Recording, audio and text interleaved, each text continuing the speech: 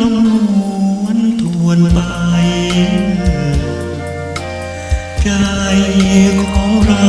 หายว่าบกลิ่นกุหลาบเจ้าเอ๋ยนะก่อนเคยมีกลิ่นหอมอยู่ย้อมอารมณ์สายลมเชยเคยได้ลมชื่นอารมณ์เพียงชั่วคืนคิดไปใจหายกุหลาบกลายไปเป็นของเขาอื่นปลูกเอาไว้หวังใจว่าจะได้ชื่นสู้เร่งวันเร่งคืนยังมีทันชื่นสิกลับต้องช้ำสายลมหวนทวนมาพาหัวใจให้จำเมื่อกุหลาบแตกช่อก็เป็นกองระกำสุดจะช้ำวิญญาณ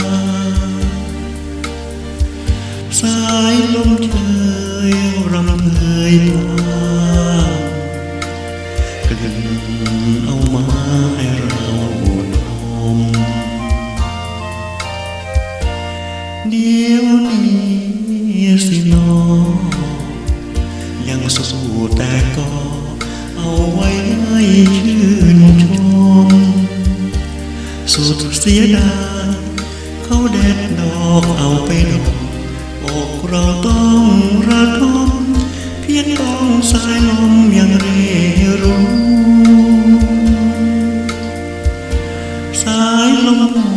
วนทวนเสียง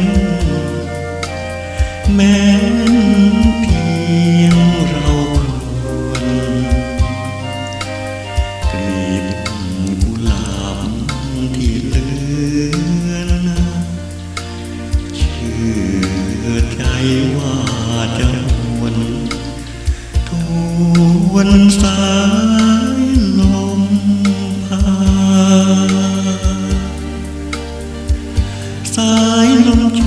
ยเคยได้มากลิ่นเอาไม้ชื่นใจคิดไปแสนห่วงกุหลาบร่วงช่อแห้งติดใบเธอจะสู้รดน้ำพรวนดินไว้ช่อที่แห้งติดใบช่อนี้เอาไว้ให้ชื่นบาน